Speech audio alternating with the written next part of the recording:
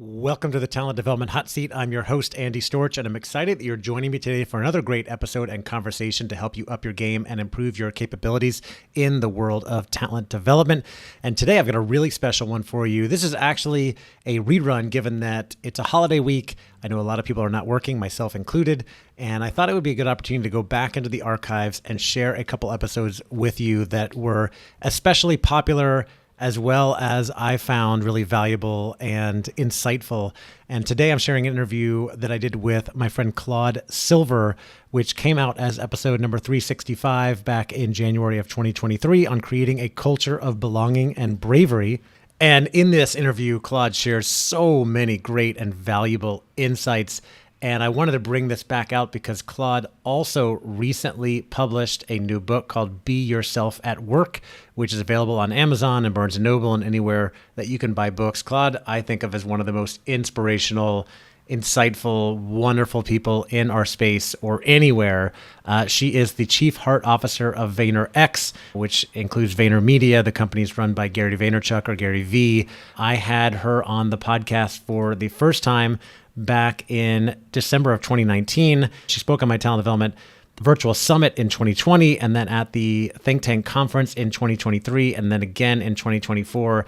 Always brings the house down with so much inspiration and wisdom and things that people take away and learn from her. And I'm excited to share this interview with you today, which is all about creating a culture of belonging and bravery, something that I think many of us aspire to be doing. So here's the interview with Claude Silver. Enjoy. All right, I'm joined now by Claude Silver, Chief Heart Officer at VaynerMedia. And Claude, it is just so great to have you back on the show. Welcome.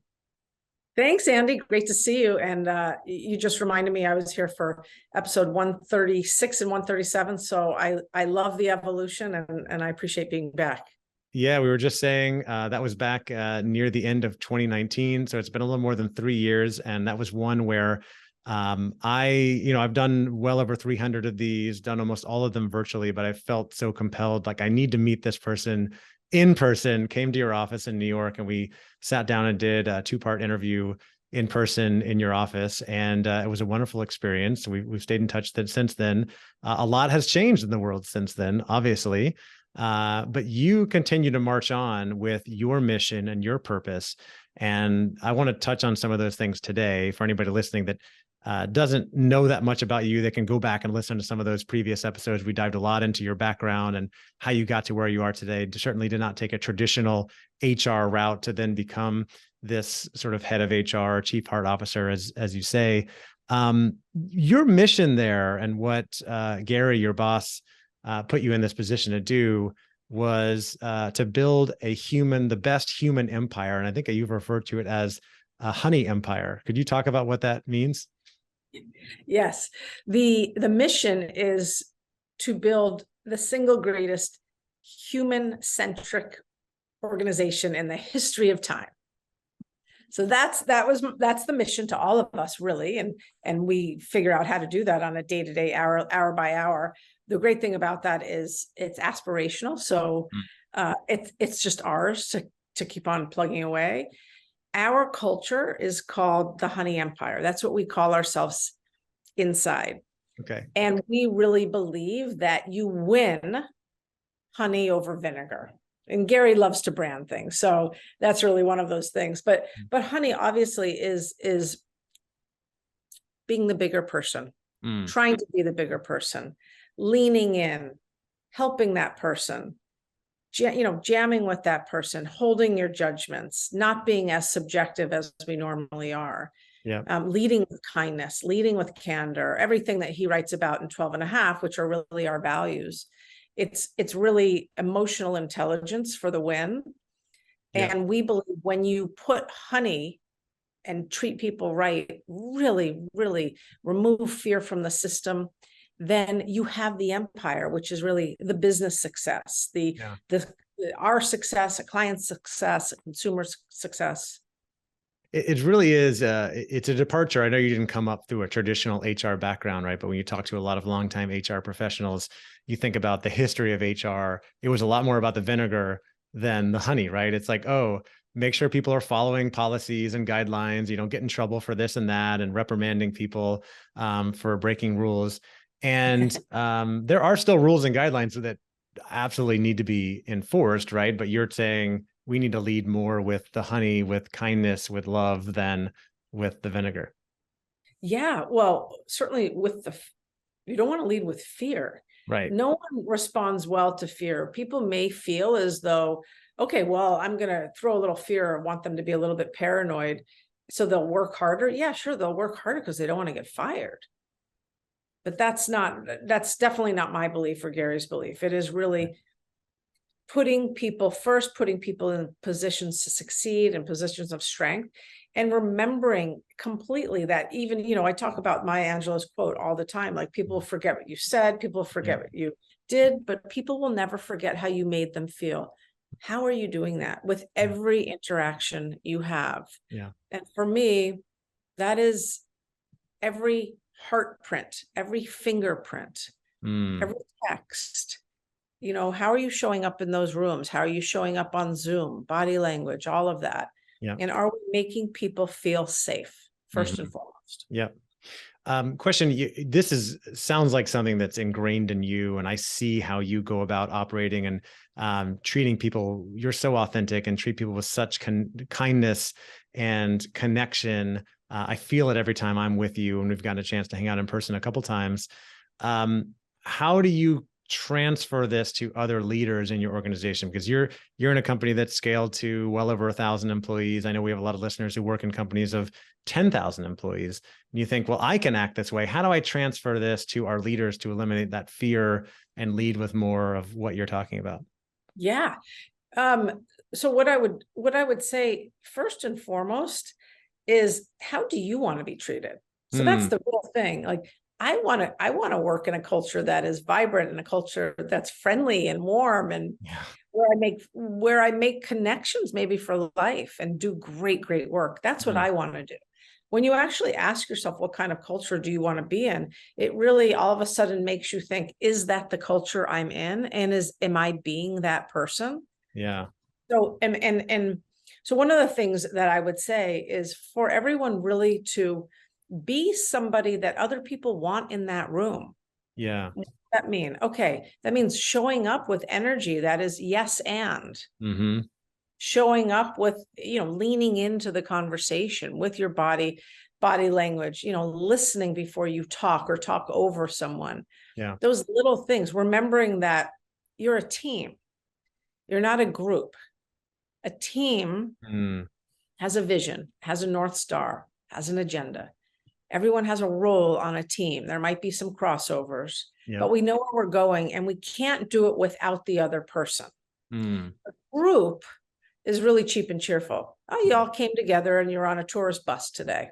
I'm never going to see you again. I don't know when your birthday is. Right. And I probably didn't really talk to you, or I did, and you gave me a Kleenex. Yeah. There's a real distinction if you think about it when you're talking about building cultures. Do you want to build the intimate culture of team, or do you want to build the group? So there's a lot of probing that you want to do just with your own self or with your leadership or your boss. Yeah. So just, well, how do I want to show up every single day? Right. That is remarkable. And I think today I would like to say that we have more of an impetus to do that now that we're on screen, or we're in the office, or we can be in Bermuda. I could be in Bermuda right now having this conversation with you, right? Or, you could be in Anchorage. It doesn't really matter, but we're still bringing our authentic self. That's my hope, because anything less than your authentic self is armor, and armor is just preventing people from getting in. We all have armor, we all have fears, we all have insecurities, but if you're creating a culture of belonging that is rooted in safety, psychological safety, and then creating a place where everyone feels that they can bring their authentic, their consistent self. I'm not asking for your whole self. Then, that's fertile ground to build anything on top of. And Brene Brown says it best, which is, true belonging doesn't require you to change who you are. It only requires you to be who you are. Like, whoa. I don't have to adapt and dress like that and speak like this to fit in here. No, just be yourself. It's an amazing concept. It's like simple, but not always easy, right? Because you want your leaders to show up with authenticity, as you mentioned, which is so hard for so many, right? They want to wear that armor. And it's all based on fear, right? What if people see this in me, find out this about me? I've done a lot of leadership development work over the years, and I always see the biggest challenge with leaders is they feel pressure to have all the answers. And so they try to pretend. And when they really could just be more authentic and say, hey, I don't know this, like, let's figure this out together, or I'm having a bad day. Like, can we, can I have your help? And they feel like they've got to be perfect for some reason. That's exactly right. And we're not, we're human. We're just like everyone else. We have the same emotional barometers that everyone else does. We have our same challenges, whether or not it's family or education, or you got to get the dog to the vet or whatever it is. And we all want progress. We all want to be moving forward in our lives. So that's how I think about philosophically, but also that's how I think about building a culture. So when I'm doing this, I'm thinking about Bobby way in the back. I'm thinking about Sarah, the introvert who doesn't speak up much. I'm thinking about this person. Am I reaching them? Or anyone else that's holding the culture as I do? Are they reaching those people who may not speak up or who may be going through rough times? We're all, I think everyone here wants to be in a really healthy, vibrant culture, or they wouldn't be here. They would go someplace where they could get razzed all day. Yeah. And it's exciting to be part of something that's growing. But we keep talking about culture. The other element of that, I feel like something that you and Gary do really well is building community as well, right? And I think of the culture and the community as really what's happening when the leader's not in the room, right? What continues on. And I think of, I just see from afar what you're doing at Vayner, but I've also been a part of the VFriends community, which is the NFT project that Gary started in May 2021. And, something he created and is, still tries to be very involved in, but he's got a lot of things going on. Meanwhile, I've made so many friends to that community. I see so many people engaging with each other, supporting each other, trying to be helpful to each other. And really like furthering this community, even without the leader being there on a day-to-day basis. Well, he's phenomenal at finding people who can execute on a lot of his vision. Phenomenal at standing something up and then giving it air to be what it is going to be. The guy is so not a micromanager. And if you saw more of him, obviously it would be great because he's so intelligent and you would get some just so inspired. But also it's giving the community that you're speaking about a lot of runway to create. And hopefully that's something that you're creating, which is very much part of his vision. And when he opened up VCon that day that we were both there in Minnesota, in his opening speech, he talked about community and he talked about, please go up to someone you didn't come here with and say hello. I mean, what kind of leader does that? He does. He is building this. He's building VFriends. We are building this so that in 25 years, or maybe in 12 years, kindness. What is in corporations, not fear, not hierarchy, not this archaic model of, I'm going to close my door and you can't come in because I'm a leader and I make more money than you. That's just archaic. So archaic. Yeah, ridiculous. And his closing talk at VCon, which was the big conference you and I were at in May, was about getting louder about kindness in the world. Claude, you talk a lot about something called emotional optimism. I wonder if you could share more about what that means and why it's important. Yeah, I'd love to. Thank you. It's actually what we're actually talking about already, which is the human condition, which is the fact that we all go through things. We all come into work having been awake for 3 hours. The kid Mm-hmm. is sick. The dog is sick. Mm-hmm. We went to the gym, didn't have a great. We all are carrying things with us. Yeah. Called emotions all day long. We get triggered at work. We get a raise at work, all of that stuff.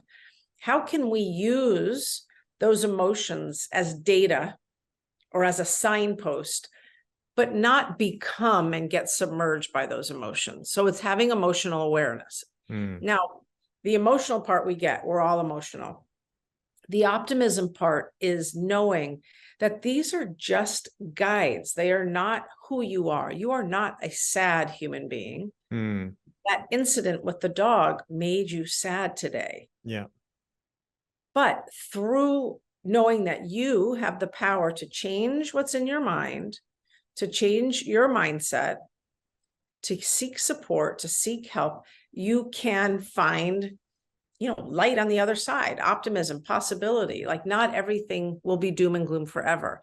Now, I'm certainly not talking about people that actually have some serious mental health challenges. That's different. And I would never assume to know anything about that for them. But I'm talking about in the workplace. If there is a way you can become more emotionally aware of yourself, not cling on to those things, then, by the way, you're also going to become what's called emotionally efficient. You'll be able to identify your emotions quicker and go through them, because at the end of the day, look, I'm an optimist. You're an optimist. Yeah. This isn't about toxic positivity. This is about using those emotions to inform what's going on and then move on. Yeah. Move on.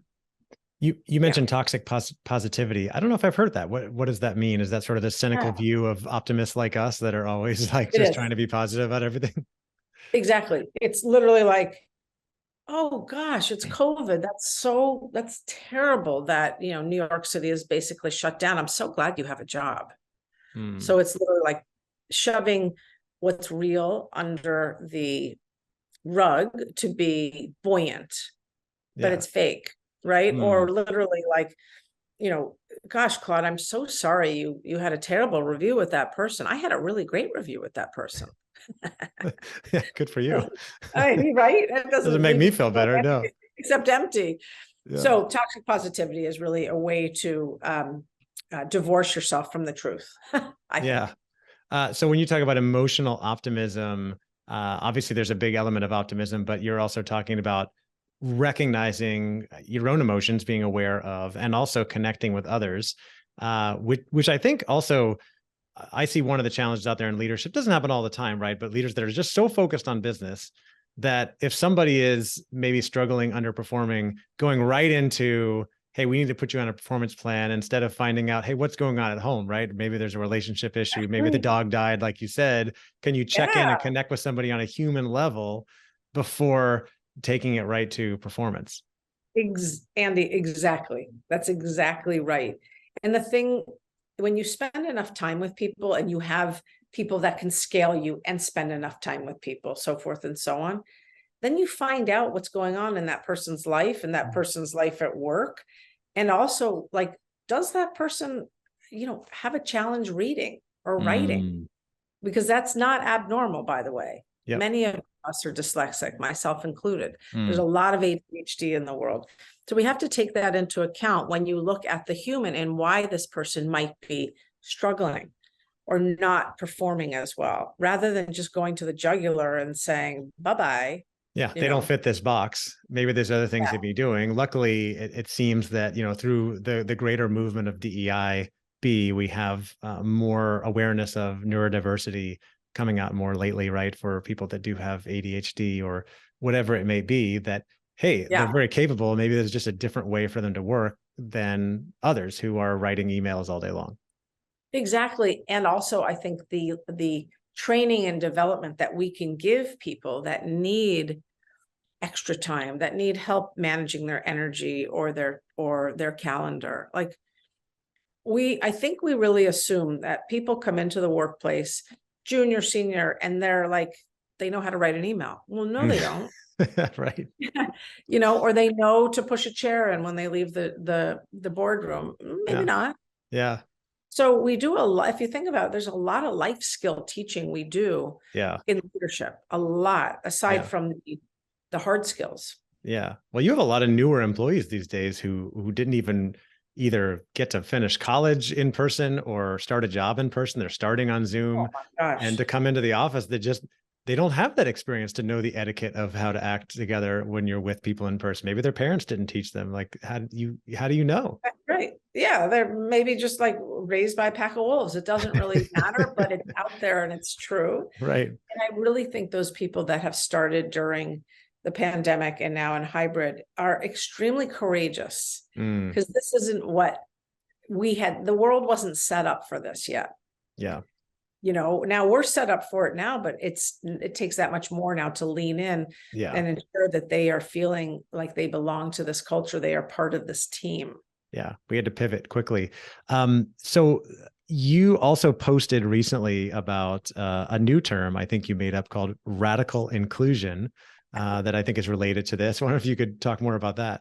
Yeah, that one was that one. I don't even know what I was doing that day, but because radical is a funny word to put in front of anything, right? Radical happiness, radical inclusion, radical whatever. But I really wanted to make the point that inclusion is creating space where everyone feels as though they can come into the space. There's a place for them. What I meant about the radical part was not only can they come in and they're safe, they can participate. It's like, it's not just making room at the table for them to sit down. Yeah. It's also ensuring that you're helping them find their voice to connect to other people, that they literally can feel included and they can participate. And that's what I was meaning by radical. Yeah. And also that what I referred to in that post, if I'm remembering correctly, is the stranger.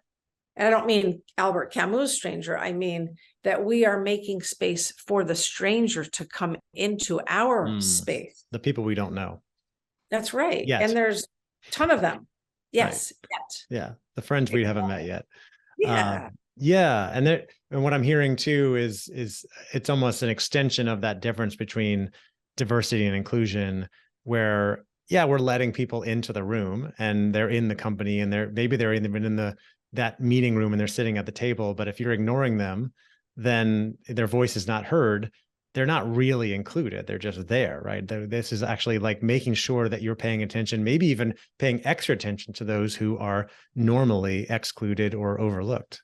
That's exactly right. And so, a few minutes ago when we talked about when I'm talking, I'm really thinking about how my message is landing to the introvert over there, to the new person over there. It's the same thing.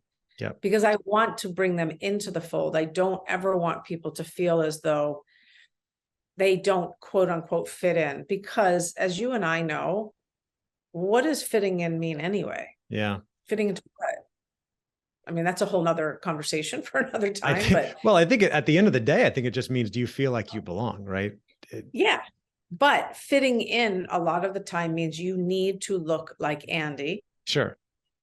You need to have gone to that school. Yeah. You need to be white. Yeah. You need to play basketball. Yeah. Whatever it is. Yeah. And a long time ago, when I took the role on, the first thing I did was I changed the way we hired. It was culture fit. It was, oh, you went to school with my brother. Awesome. You're hired, and we'll teach you how to do it. Right. You'll get thrown into the deep end. Oh my God. Which is the way a lot of people did things, right? Yeah. For years. And that's what you did for speed. But I changed it to skill set fit and culture addition, meaning we are hiring you because you have this set of skills that we need. It's clearly in the job description. And you are going to bring something to our culture that maybe we don't have. And so maybe that's a different way of thinking, a different way of learning.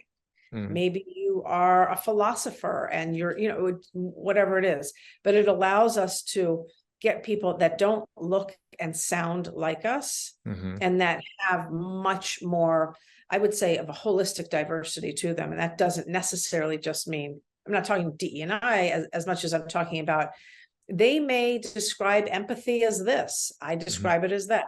Yep. That's cool. I'm going to learn from them. Yeah, absolutely. I love that. Okay, we're going to tie everything together. So we have the Talent Development Think Tank Conference coming up in February in Sonoma, and you are coming. You are speaking at the next conference. I'm so excited. I remember we connected. I think we first connected ahead of the first one that we did, and then I invited you to speak at the conference that we were going to have in 2021, and then obviously COVID hit, and that changed everything, right? And so I'm excited that I still was able to get you locked in to come speak at our next conference. I know people are absolutely going to love it. And you are going to be speaking on building a culture of belonging and bravery. So I wonder if you could give us a little preview of that. I know we've already been talking about subjects related to it, but what does that mean? Yep. So we have talked a little bit about building a culture of belonging already, which is really, excuse me, creating the safety first, the psychological safety, so people feel as though they can come in and they can bring their authentic self. They don't have to hide. They don't have to code switch, so forth and so on.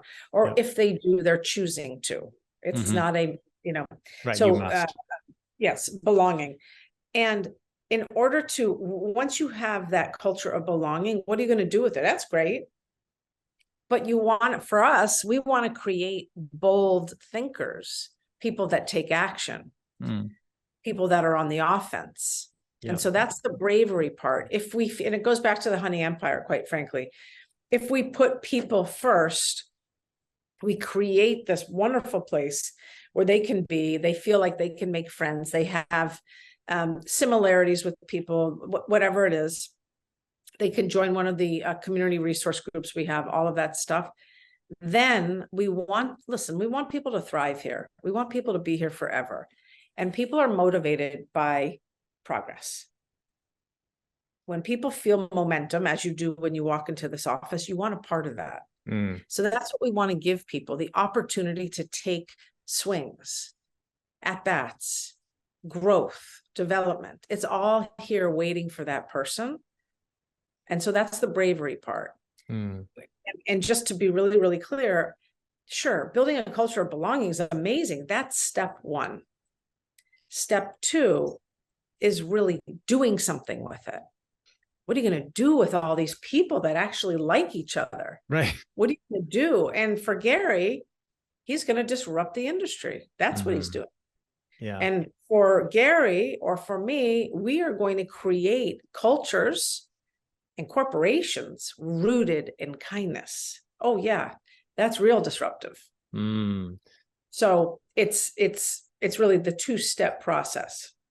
Yeah, I love that. And, taking it all the way back to the beginning, you talked about building a culture of belonging and really building this honey empire of human leadership and human connection and culture. And you're on a mission to do that for VaynerMedia, but also spreading this message out into the world so that we have more corporations, companies, cultures that are operating this way and building more human-centered cultures of kindness, belonging, and bravery as well. Yes, because A, it's the right thing to do. B, you're going to retain your top talent. C, you're going to attract incredible talent. D, E, F, people are going to have phenomenal lives. They're going to be there, hopefully this all leads to more happiness in life, fulfillment and more joy, or whatever you fill in the blank for you. Yep. Or success. Yeah. Absolutely. So I love it. I'm really stoked to be at the conference in February. I can't wait to see you again in person. Likewise, I can't wait. I'm really looking forward to it. I appreciate you making time to come back on the podcast today. And I'm looking forward to giving you a hug and seeing you in action in February, Claude. Thank you so much. Can't wait to see you, Andy. Thank you so much.